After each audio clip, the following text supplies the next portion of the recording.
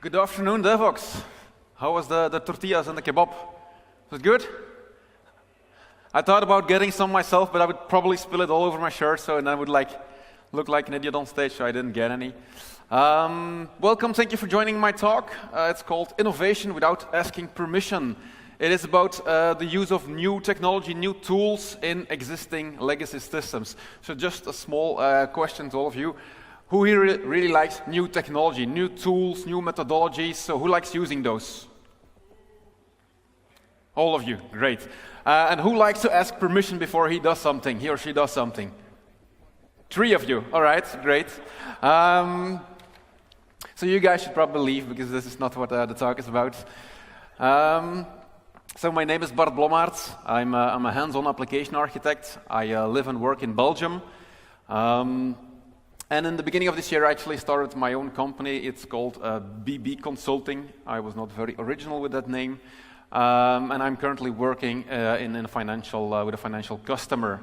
If you have any questions for me or remarks or just random thoughts, you can always find me on via Twitter. Let's get started. Software development is awesome, just like the Koenigsegg race car. If you are a software developer, you know that everything changes in our industry. A couple of years ago, we were still doing server-side rendering. Then we went to client-side rendering. Now we're going back to server-side rendering, but on the client, micro front-end kind of things. So there's a lot of things moving on. And if you're passionate about software, then you visit conferences like this one, then you follow the influencers on Twitter, then you go to Reddit or to other sites just to stay informed, to stay on top of your game. And it's really exciting. All conferences introduce new technologies like blockchain or deep learning. All of these topics are presented at this conference, so you can learn all about those. And it's really exciting because it never gets boring. It's a great industry to be part of. And then after the conference, we go home. I wonder, how many of you people are currently working on a project that started over a year ago? So almost everybody. 2 years ago? Still almost everybody. 3 years ago? 5? 10? There is a remarkable amount of people who are working on older systems. But that's okay. That's actually a good thing, because it means that those systems are being used. When you create a new greenfield application, you don't know if it has any value. There might be no users whatsoever. It might just be something to throw away. So legacy systems, existing systems, well, they're cool, they're neat, they have proven their value. But still, we want to learn new technologies. We want to do serverless. Everybody needs to do serverless right now. I mean, are you still doing microservices? That's so last year. Nobody's doing microservices anymore. And then you can do pet projects or things on the side, and you should do that because it's really fun. I should encourage you to do that. But wouldn't it be really nice if you could look at your legacy application and say, okay, maybe I want to do some new things with that application. And that's actually what this talk is about. And I would like to start with a quote that I saw on Twitter about the colossal gap between the things that people talk about at conferences and the problems that we're actually trying to solve. Conferences like this one, they want to inspire the developers. They want to be aspirational, and that's a good thing. But I don't think that there always should be a gap. I think that technology and methodologies right now exist to bridge that gap. So one of the first things when you're working with an existing application that you want to look at to use new technology is to investigate service decomposition. Now, this is not a talk about microservices, because microservices were so last year. This is also not about the benefits of microservices. There's plenty of talks about that. Today, I would like to talk about using microservice as a means, as a goal to a certain end. So it's not only about the fun stuff, it's actually about the hard stuff. So what service decomposition means, it's about splitting up an existing monolithic large application into smaller parts. And then maybe some of these smaller parts can use new or other technology. And they will allow for easier testing, deployments, etc., etc. So there are 3 approaches that exist regarding service decomposition. There is the split pattern, which is about moving parts of an existing application to a new application or to a new service or a new microservice. There's the strangle pattern, where you re-implement certain parts of the application, and then there's the extend, where you just prevent the existing application from growing. Let's look at these into detail. So often existing applications are organized using horizontal technology layers. So the classical n-tiered application where you have a view layer, a persistence layer, a controller layer, etc. These kind of applications are not suited best for splitting up, because it makes no sense to have like a persistence microservice. That just doesn't make any sense, because every call from every other microservice would need to call the persistent microservice. So in a distributed application, one tier can just not run by itself. On the other hand, when you have an application that is structured around vertical functional boundaries, then splitting up makes a lot of sense, because that particular package, for example, in your application, already contains all of the information it needs to run by itself. So when you find yourself in that kind of situation, splitting up will probably be easier. Unfortunately, that's not a very common approach. Well, it was not a very common approach in the past. Now, this does not mean that you need to do everything at once. If you have a very large monolith application, you don't need to start looking at everything that can be splitted off.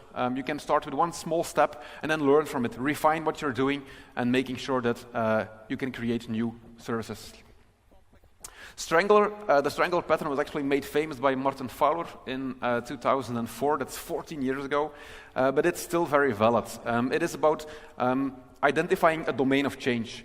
Things that need to change in the application anyway. And then you can extract that information from your legacy application and re-implement it. So the goal of this is just to make the existing monolith, to make it smaller. And to enable to do this, to enable to use the new domain models, there's something that's called an anti-corruption layer, and I'll touch upon it briefly in just a second. And then lastly, there is the extend approach, where we try to minimize changes to the existing application, but implement these new features as microservices, as services. Now, what's important with this pattern is that we need to minimize the coupling between the existing application and the new application, because if there's a lot of coupling, then it doesn't really make a lot of sense to create the new microservice. If you have seen Sander Max talk today about modules versus microservices, that's exactly what this is about. We don't want to create a distributed monolithic application, because we will introduce all the complexity without the benefits. So when done successfully, this can prevent the monolith from growing. But you do not need to stick to a single approach. So in the demo that I will be showing later, I'm going to show the strangling part of the application, because I think that's the more difficult approach. So we'll see that in a bit. In reality, when you're creating a microservices system, you will likely use a different of these patterns in the same application. So the anti-corruption layer has the goal of the anti-corruption layer is to make sure that different models can be talking to each other. So imagine that you have an existing application and it has his domain model, and you're changing to a new services-oriented application. It might probably need a different model. So they need to communicate with each other. So the benefit of using an anti-corruption layer is that it is possible that all the different services use a model that's optimal for their specific use case. So if your application needs to deal with a database or with another application model, and the domain is not something that's desirable or that it's applicable to what you're doing right now, you will need the translation model to decouple those domain models. It's also an effort to minimize coupling across bounded context, but we'll talk about bounded context in a bit. So this anti-corruption layer is sometimes also called a mapping layer, which is just mapping values from one side to another side. An anti-corruption layer deals with data, not this data, but it's similar. There are three approaches to deal with data. There's the shared repository, there's the data synchronized repository, and finally the event-driven synchronized repository. So when you look at a typical application that's like 10 years old, you will see that it has generally one large database, and the database is being used for everything. It doesn't really matter how the application is layered because it's going to query the database fairly often and in a simple way. So this is a very common approach. Everybody who has worked with software in the past couple of years has seen these kinds of applications. But well, we want to be innovative. We want to use new technology for new use cases. So we think, okay, we want to introduce microservices. And these microservices, they come with their own custom tailored domain. However, these microservices, they might need data from the existing application. So how are we going to exchange this data? Well, we introduce an anti-corruption layer. So it will take care of the domain translation between the legacy database and your new system. Ideally, it also has some kind of API. Then the microservices can call the API as its persistent layer. So that's like a first step in decoupling services from each other. But the problem is that, well, we need to do more. Imagine that we change something in the data model, then potentially we need to change it in multiple places. We need to change it in the existing monolithic application, in the anti-corruption layer, and in the microservices. So that's not something that we want. We want to do something better. And the first thing that we can do for that is introduce new databases. It's all about the polyglot persistence. So each microservice gets its own database, and the database gets fed from the master database in the monolith. Ideally, the database will update the other databases asynchronously, and it can be a bidirectional connection. So when the monolith application needs something from the microservices, it can also receive them. But finally, what we're really after is called event-driven synchronized repository. This is also what I will be demoing later. I think this is one of the final steps regarding microservice maturity.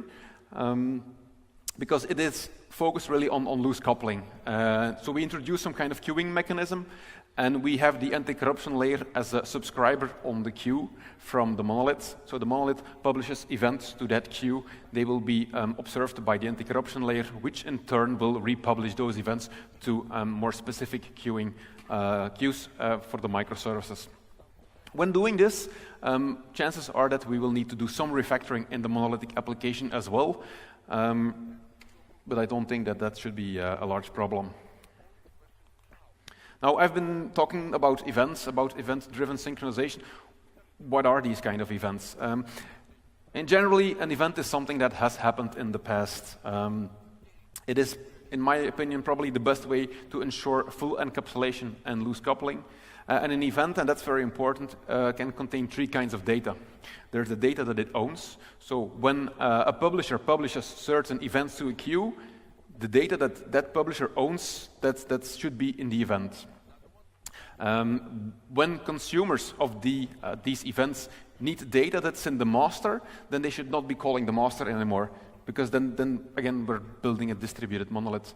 The second kind of data that we put in the event is that data that it needs, so maybe data where the publisher is not master, but it has access to the data, and it wants to put it in the event. And then finally, reference data. So the example I always give is if you want to book a holiday, maybe you want to have the last 5 years every month to know what the temperature was of wherever you're going. So this kind of reference data. Now, very important, events focus on business capability. So an event is not a representation of a table in a database or of a record in the database. Bounded contexts. Typically, bounded contexts depict the boundaries of the microservices. I think most people will probably have heard about bounded context and maybe have used them in the past. It was made famous from domain-driven design.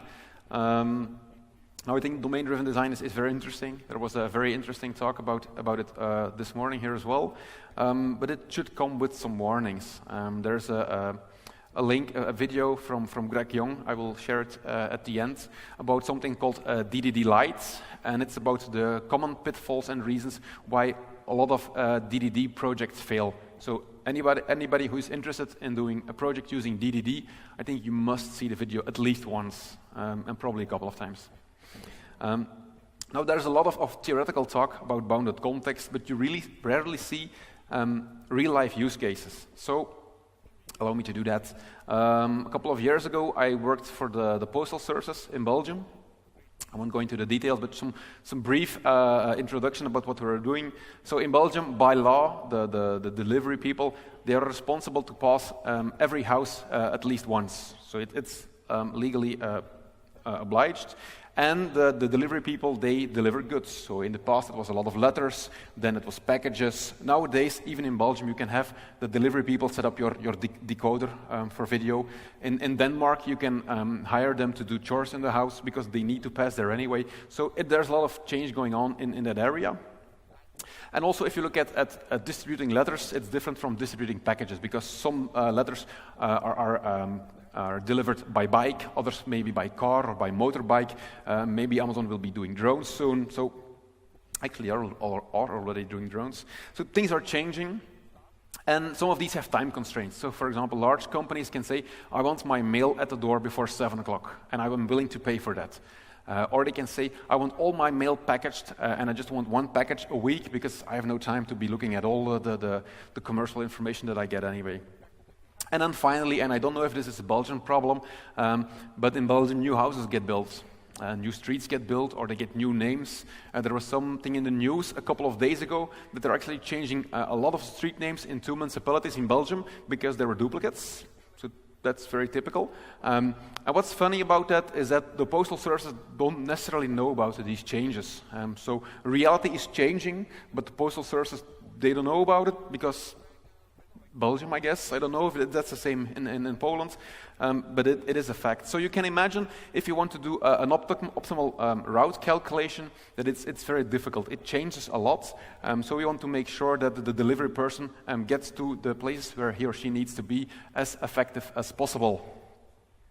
It's a very time-consuming process. It changes all the time. So maybe it can benefit from software or from programming languages that really are suited for calculation. Maybe it needs some kind of scalability, and that's our domain that we'll be looking at right now. So we need to figure out where this new microservice for the calculation, where it will start and where it will end. And we are going to retrieve this information from our legacy monolith. So this means that we need to focus on business capability and not on the technology layer. So we need a deep understanding of our monolithic application and about with the business about it. So we need to really be obsessed about the business to make technical innovation relevant. So identifying this bounded context, we talked about mail delivery. A couple of subdomains can be the optimal route calculation. That's our focus for today, but there will be others, and there can be multiple domains in a certain application. Now, one rule of thumb is don't start too small with the subdomains. You can always extract new subdomains from existing subdomains, and these subdomains map with bounded contexts. Now, it's easy to give these examples because I've seen the application. A lot of time people want to know, okay, how do we do this? And there's 3 ways of doing this. It is about talking to your business stakeholders. In general, they should know what they're talking about. It's not always the case. So what generally works well for me is making a formal list of all the potential subdomains and explaining what they do and why are they doing this. If you go over that list with your stakeholders, or even better, have them work together with you on the list, you can identify all the different bounded contexts, and you have some kind of documentation already available. So when you're creating your new microservice, use that documentation in your API documentation. You can do it from code using Swagger or HAL or whatever format that you like. You already have a base for your documentation. Now, to validate this formal list, you can even go one step further, and you can assign use cases to the bounded context. Now, this will be time-consuming, so I advise to do that maybe only a couple of times, or at the beginning of the project when you're getting to know each other, when you're trying to define this ubiquitous language between your engineers and your stakeholders. And then in later phases, it's probably more useful to talk about the use cases and which bounded context they belong to when you're doing, for example, a sprint planning, because you know that's the exact moment where you want to start implementing something. So as an example, in our use case, the delivery of packages in a rural city can be a use case in that bounded context. It happens that your business stakeholders don't really know where they are in the lifetime of the project. It is even more common that they really don't know where they want to go. but you want to go on. So second thing that you can do is look at the data. Most systems have some kind of database. So if you're lucky, your database will be very nicely documented. It will be up to date. Chances are slim that that's ever the case. So you'll need to be reverse engineering your database and trying to see what is being stored in the database. So looking at the data closely is probably one of the best ways to decompose a monolithic application when your business stakeholders are not playing along nicely. And then the last one is looking at the codes. So when you have no domain experts, when the database is a total mess, then you should be looking at the code. But not just the code. It's actually also about the history of the code. So generally we'll all have some kind of version control system, like Git or something. You can query Git, or you can write scripts yourself, see at which files always get committed together. Likely they belong together. Likely they will be part of the same bounded context. There are some tools from that do that as well, but it's probably easy just to script it from revision history. When we have identified these bounded contexts, well, we will need to integrate them. Interesting applications don't live in isolation. So there are a lot of integration possibilities. There's one book that I really recommend everybody reading. It's about the Enterprise Integration Patterns book by Gregor Hope. In general, I personally think that these kind of integration patterns are like super interesting. It's the core thing to be looking at, especially when we're building distributed systems. It might not be the most popular topic, but I really urge everybody to investigate it. So what will our demo look like? So we have the monolithic application on the left-hand side for you guys, and we're going to be publishing messages to a certain queue, events, and then we have a new microservices that will do the round calculation. So the rounds are passing by the houses, and it will do the calculation based on the information that is available within the queue. So this new microservice, since it's being extracted from the existing application, we can do it with new technology. We don't need to stick by a certain version of struts or maybe hibernate older version. We can do new cool technologies. Now, in this picture, you can only see one domain model, because we're really focusing on the delivery. There will be multiple domain models. And for example, managing the users or managing the payments, they can be different domains. When we're trying to identify these domains, it's again useful to look at the data model. A well-designed application may have a schema or a database per domain. If you have a poorly documented or written application, that will not be the case. But what you can do is draw some kind of context map where you say, okay, how do these domains influence each other? Because when we're really focused on one microservice, we might lose the bigger picture, and that's something that we want to prevent. Demo time.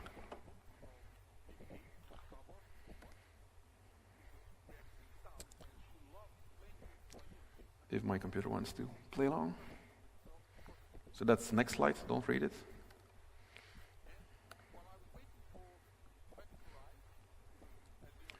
So, what's this?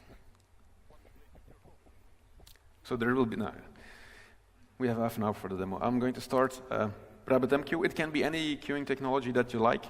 Just really simple to put Rabbit on. So, starting.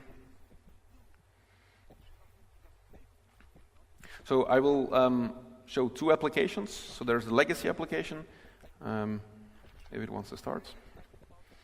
And then there will be the new application, but it's a bit slow. So I'm going to start the new application. I'll do some explanations about it later, but we'll need it running if it wants to. So I'm starting that one. So generally when we're looking at an existing application, it will look something like this. I'll magnify that a bit. Okay. So this is your general calculation algorithm. Is that readable? So any decent calculation algorithm starts with initialization of a bunch of things. So that's here. The calculation itself, the algorithm is not important for the demo, but the first thing that we see, and a lot of applications do this, is we're getting calculation info. So when I was talking about having events contain all the data that's needed to process them, this is the exact opposite from that. It is really easy to just get the calculation info. It's only one query away. In a distributed system, that's not the case. So then we will be doing some kind of calculation. We're going to persist stuff, we're going to update stuff, and we get more calculation info because, well, whatever we passed to the calculate method doesn't have anything useful for us. So very briefly, the existing kind of a calculation algorithm, and I'll show you the new one right away. So we look at the same calculator again. I'll start by looking at the publishing of the event. So we're going to create a mop, and we're going to put this mop in a round requested event. So what's our event? We have requested the rounds. And when we look at the event, and that's actually a very important part, I think, it doesn't contain a lot, but it extends this event. So in this event, we will see that we have an immutable object, and we put the information that we're interested in this mop called data. So we're not putting any POJOs or any entities in there. It is a mop, and the mop only contains the information that we want. It can be about one specific entity, it can be about 25 entities, or it can contain just a couple of fields. Defining the content that goes into the event is probably one of the most difficult parts of doing event-driven architecture. So we really need to focus on what are we going to put in the event, and maybe iterate over multiple cases that might be interested in that published data. An advantage of doing this is that we can use the same event and put more data in it. Of course, not in the event that's already been published, because they need to be immutable. What you could do is store your entity also in your event class for debugging purposes. That's something that, for example, Kenny Bastiani from Spring is advocating to put that in there as well. But when you, for example, serialize it to somewhere, all that information will also be in the representation, and it might not be ideal. Now this event, in our case, is going to be serialized using Avro. Very simple, so you write this specification, and then you can use a Maven plugin to generate an Avro event for you. I'll show you what it looks like. So it's just a generated event that contains a lot of representation of what we have written here.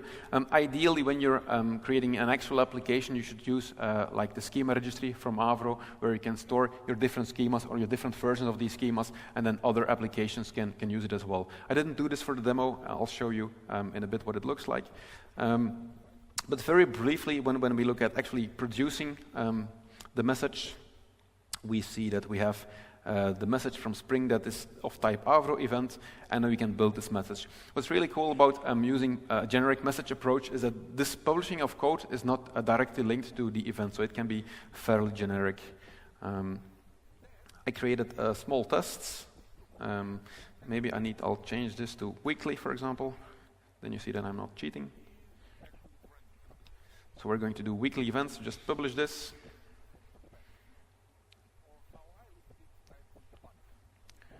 My small laptop is being slow today. So what we are doing, we have started with our legacy application. We did a small bit of refactoring. We introduced all the event logic, and we're just going to publish the event that contains all the data that others might be interested in. So that's been done. And when we look at the newer application, so the older application, I forgot to mention that, is running Spring 1.5, so it's very, very old. It's using Java 8, so it should be legacy. And the new application is going to use Java 10 and Spring Boot 2.0 something. So 2.0.2 release, and it's running on Java 10. It should be mentioned here, you can see that. So we have sent this message to the RabbitMQ, and this subscriber has received the event, and then it can actually start doing the calculation. The observing application is maybe even simpler. All it needs is a consumer that knows about the Avro message that's going to end up in it. So we have the same Avro event in here as well. So this is why you probably want to have some kind of repository where you can store these events, because right now you need to make sure that everybody is talking about the same thing. To publish the Avro events, you need to define a message converter. It's very simple. See, it's just using the var keyword, so it's Java 10. Yay. Now, the stream message converter is actually very important because we are putting a serialized event on this queue. When we're using new technology, we need to make sure that when you publish something, that others can read it as well. So it's about backwards compatibility being between Java 8 and Java 10, or Spring 1.5 and Spring 2. Why am I specifically mentioning this? The first time I did this demo, the Spring Boot 2 application was not working because it could not understand the message that was being published. They have changed the stream message converters in Spring Cloud Stream. They have some documentation on how to fix it, but it was not the best out there. It was not very clear for me. So it's the same issue we used to have in the past with Java serialization. If you don't define the serialization ID on your class that's being serialized, and another class from maybe using a different Java version needs to deserialize it, then we will run into backwards compatibility issues there as well. So that concludes the short demo. If I can find my slides again.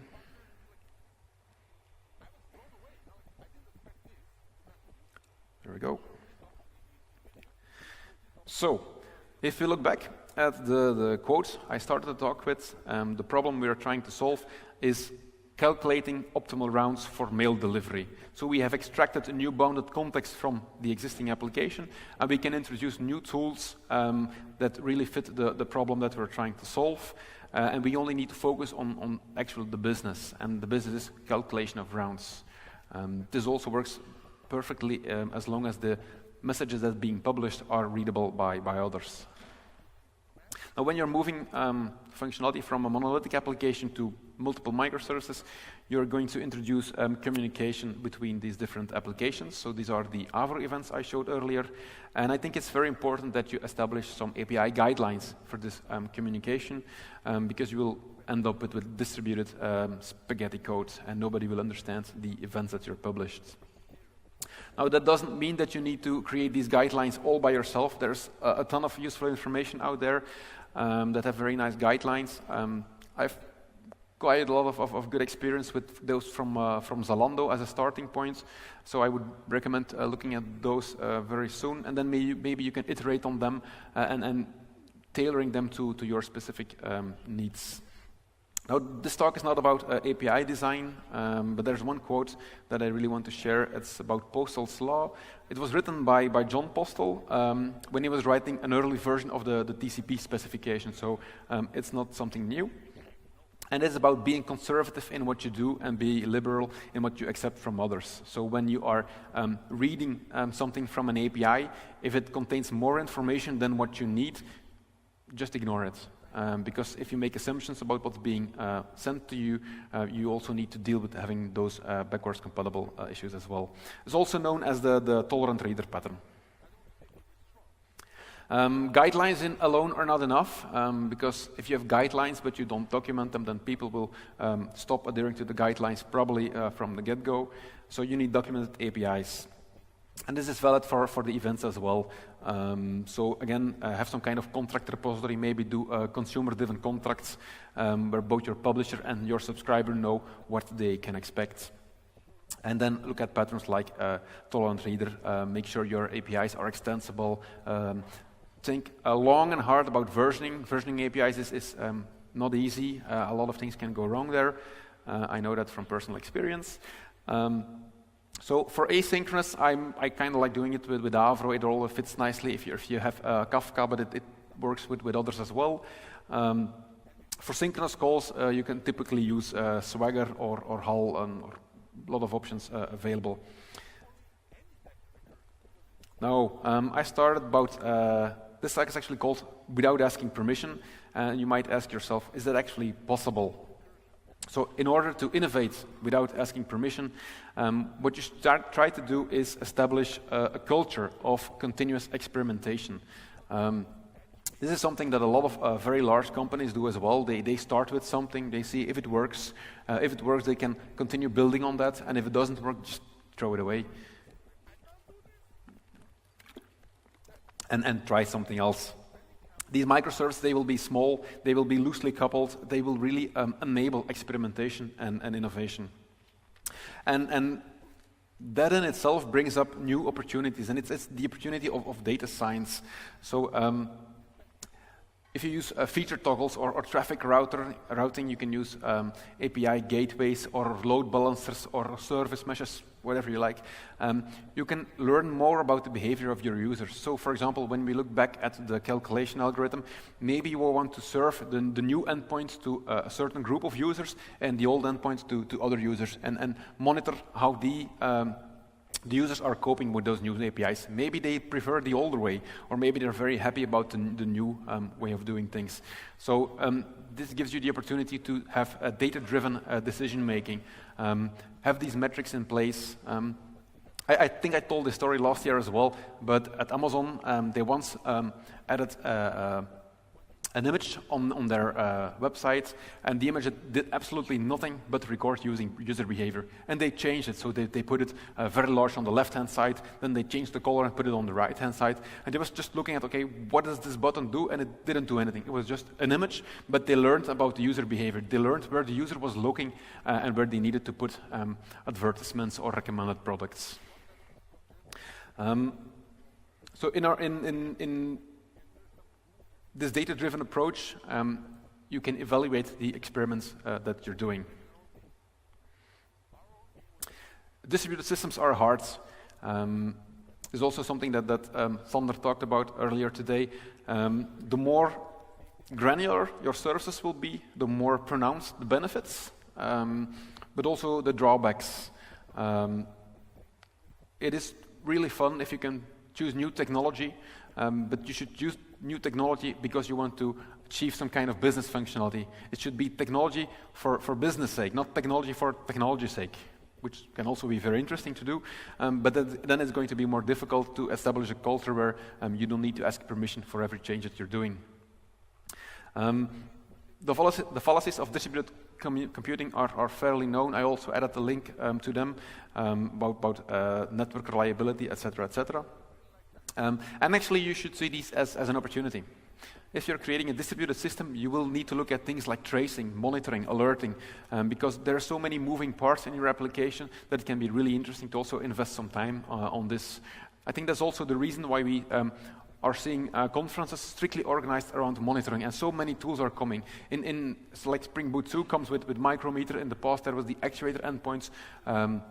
Prometheus is probably one of the hottest trends right now, so there's a lot of things going on in that area as well. And you can set certain expectations with your customer or your product owner as well. If you have a very nice monitoring dashboard, maybe have a television near your working space, and you can say, okay, we're monitoring everything that's going on. In the past, we were running blind. Now we will see what's happening. You will also see what's happening. That's really something that you can help to sell the ID. If you have seen my tweet, I promised Iron Man. There he is. And I dropped this. It's also a kind of word of warning regarding maintenance.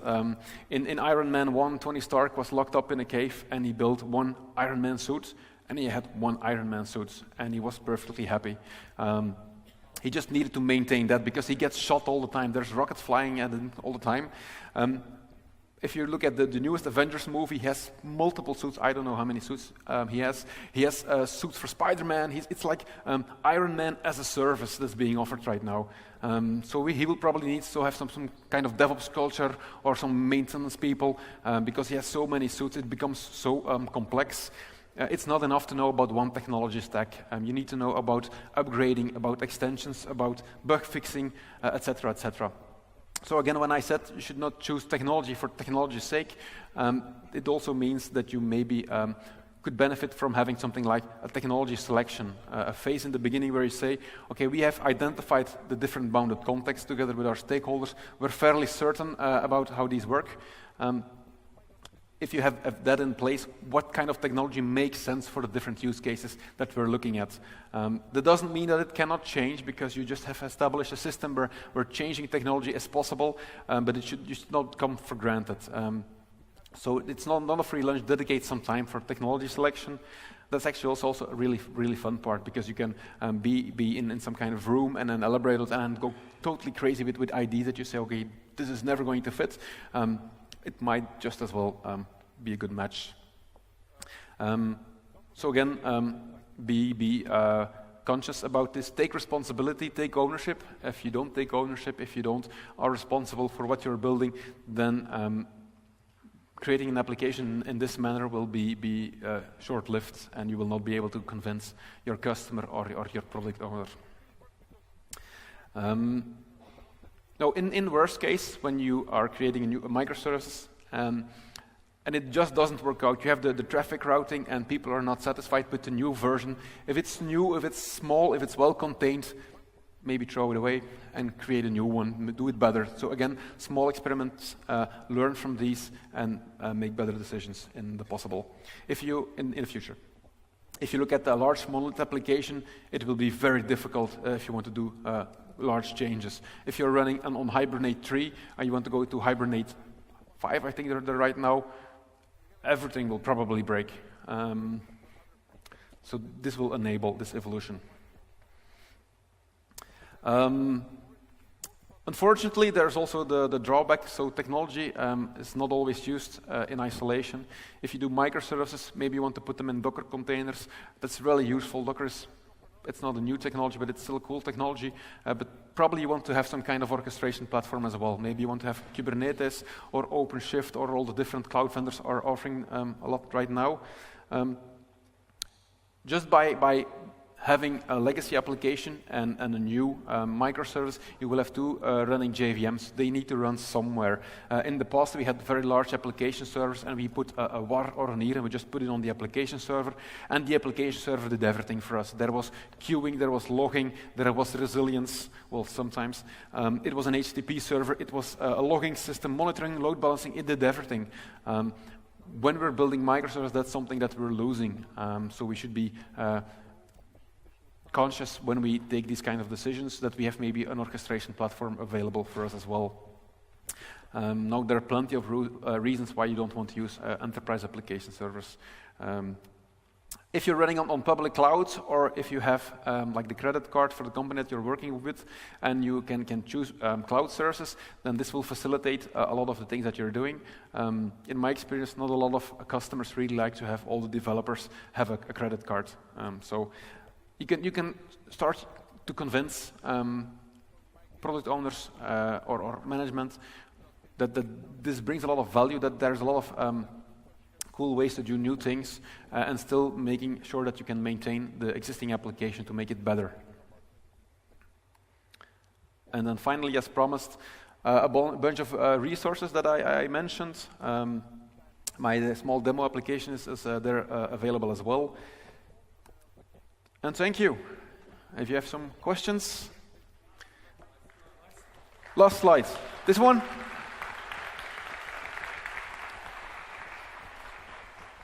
I'll tweet the slide deck, then you also have all the different links available.